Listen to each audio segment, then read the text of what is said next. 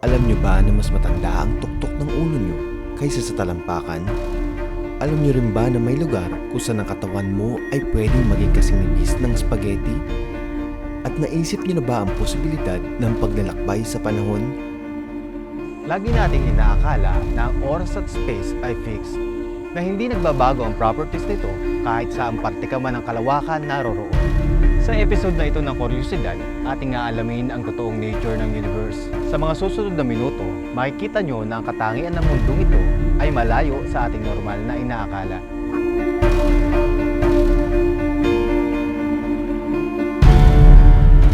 Magsisimula tayo sa gravity. Ang lahat ng bagay dito sa Earth ay laging hinihila pababa sa tulong ng puwersang ito. Kung wala ang gravity, lahat tayo ay lilipad. Ang Earth ay titigil sa pag-inog at ang mundong kilala natin ay hindi mag-exist. Ngunit bakit nga ba may gravity at paano ito gumagana? Una itong nabigyan paliwanag ni Isaac Newton mula sa inspirasyon ng bumabagsak na mansanas. Ayon sa kanya, ang gravity ay nagmumula sa mga bagay na may mass.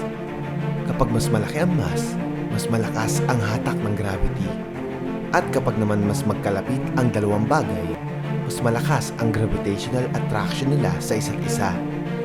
Ang eksplanasyon na ito ni Newton ang nagpasimula ng ating modernong pamumuhay at ang nagpalanding ng tao sa buwan. Ngunit isang misteryo pa rin ang naiwan. Paano nagkaroon ng gravity? Ang tanong na ito ay nasagot naman ng walang iba kundi ni Albert Einstein. Ayon sa theory of relativity ni Einstein, ang oras at espasyo ay hindi iisang bagay lang. At ito ay tinatawag niyang space-time. Medyo mahirap imaginein yun dahil papaano naging magkakonekta ang andar ng relo at ng siwang sa pagitan ng ating mga daliri. Para madali natin itong maintindihan, ipagpalagay natin na ang space-time ay isang kapiraso ng tela.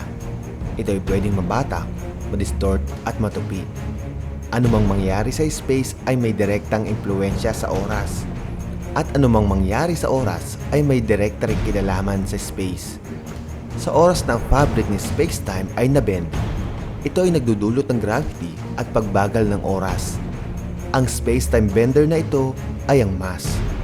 Makikita natin ito sa mga susunod na halimbawa. Ang malaking body kagaya ng araw ay may malaking mass. Dahil sa laki, nagagawa nitong i-bend ang fabric ng space-time sa paligid. At ang pagkakabaluktot na ito ang siyang nagdudulot ng gravity. Kapag mas malaki ang mass ng isang bagay, mas nakukurba ang space-time at mas lumalakas ang gravity. Ito ang dahilan kung bakit ang mga heavenly bodies ay umiikot sa araw. Ang bawat planeta, kometa at asteroids ay nahuhulog sa kurbadong space-time sa palibot ng araw. Ang pinakamatinding halimbawa ng distortion ng space-time ay ang black hole. Ang black hole ang naiiwan pagkatapos sumabog ng isang higanting bituin. Sa laki ng mass ng black hole, ang isang kutsarita ng matter nito ay kasing bigat ng ilang bundok. Ang epekto, ang space-time sa paligid nito ay sobrang nakukurba at nagdudulot ng napakatinding gravity. Sa sobrang lakas, ultimo ilaw ay hindi kayang makaalpas. Ito ang dahilan kung bakit ang black hole ay tinawag na black hole. Kung nagkataon na mahagilap ka ng gravity nito, ang katawan mo ay mababanat na parang spaghetti habang mabilis na bumubulusok sa kawalan. At kung papalarin na ikaw ay buhay pa, mararating mo ang isang lugar kung saan ang oras ay hindi na umaandar pa. Kagaya na nabanggit, ang space at time ay iisa. Anumang mangyari sa isa ay nakakaapekto sa isa. Ang pagkurba ng space-time ay hindi lang nagdudulot ng gravity. Ito ay nagpapabagal din ng oras.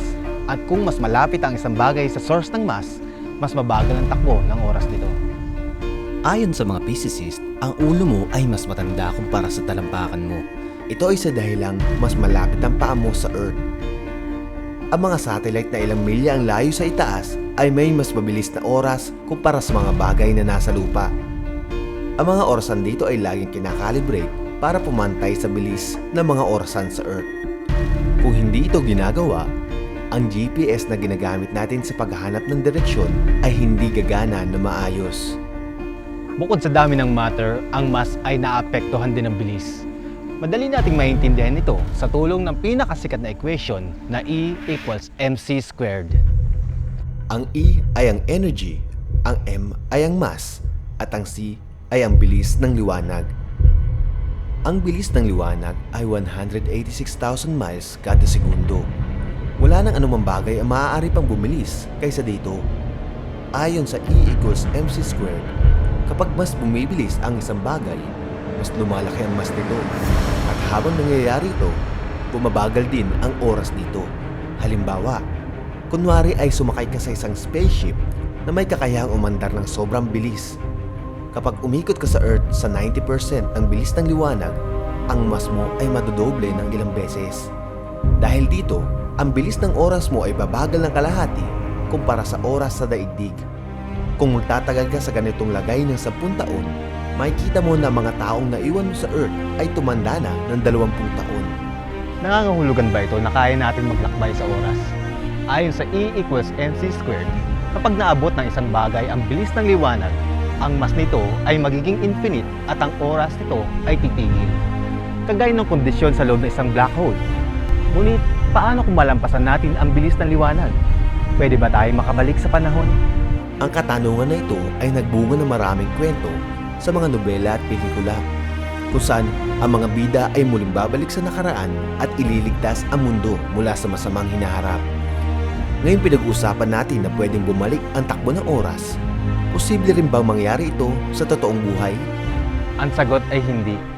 Ayon na rin sa E equals mc squared, walang anumang bagay na may mass ang pwedeng tumakbo sa bilis ng liwanag at lumampas pa rito. Para makaandar ang isang bagay, nangangailangan ito ng enerhiya at sa proseso ay bumibigat ito. Bago pa man ito maabot ang bilis ng liwanag, ang mass nito ay lumalapit na sa infinite. At ito ay mangangailangan din ng infinite energy para makapagpatuloy. Ngunit walang anumang source sa universe ang maaaring makapag-supply nun. Kahit anong gawin ng isang matter, hindi nito kayang maabot ang bilis ng liwanag. Kaya imposible rin sa tao na makapaglakbay ng ganito kabilis. Lalo na ang malampasan nito. Malabo magamit ang bilis para makabalik sa kahapon. Gayunpaman, mayroon pang isang paraan na naiisip ang mga physicists para makagawa ng isang time machine. Ito ay ang paggawa ng isang wormhole. Ang isang wormhole ay isang theoretical tunnel na nagdudugtong sa dalawang magkalayong space. Para mailarawan natin ito sa ating isip, muli natin balikan ang fabric ng space-time. Kung halimbawang nasa isang point ka ng kalawakan at gustong pumunta sa isang malayong parte ng universe, common sense na ang pinakamabilis na paraan para marating ito ay maglakbay sa isang diretsyong ruta. Ngunit dahil ang universe ay sobrang laki, aabutin ka ng napakaraming taon para maabot ito. Ang pinakamagandang paraan para mapabilis ang iyong paglalakbay ay gumawa ng isang shortcut sa form ng isang wormhole. Nagagawa ang isang wormhole kapag ang space-time ay tinupi at ang dalawang magkalayong point sa space ay napaglapit. Kaya, imbis na magtagal ka ng malayo at matagal, pwede ka nang lumusot sa isang wormhole. Ang konsepto ng wormhole ang nagbukas sa tao ng posibilidad ng paglalakbay sa mga malalayong bituin at planeta. Ito rin ang sinasabi ng mga physicists na paraan para makapaglakbay tayo sa dalawang magkaibang panahon. Dahil ang space-time ay iisa, kung posibleng makagawa ng wormhole sa space, ay posible rin daw umano na pwedeng gumawa nito sa oras. Ngunit sa kasalukuyan, sa mga science fiction pa lamang natin ito makikita. Malayo pa sa kakayahan ng tao ang makapagbend ng space-time at kontrolo nito ayon sa ating nais. Ang nature ng universe ay kalimitang kontra sa ating inaakala. Ito ay nakakabilib, ngunit walang katapusang nagbibigay ng misteryo sa atin. Bagamat tilo walang pakinabang ang pag-unawa nito sa ordinaryong pamumuhay, ito naman ang magbibigay ng kaunlaran at kaligtasan sa ating hinaharap. Noong unang panahon, ang mga kapaki-pakinabang na kagamitan ngayon ay pawang mga katahang isip lamang, kagaya ng eroplano, computer at spaceship. Darating ang araw na kakailanganin ng tao na iangat ng todo ang teknolohiya at lakbayin ang lawak ng universe. Magiging posible lamang yun kung hindi tayo titigil sa pag-uusisa sa nature nito.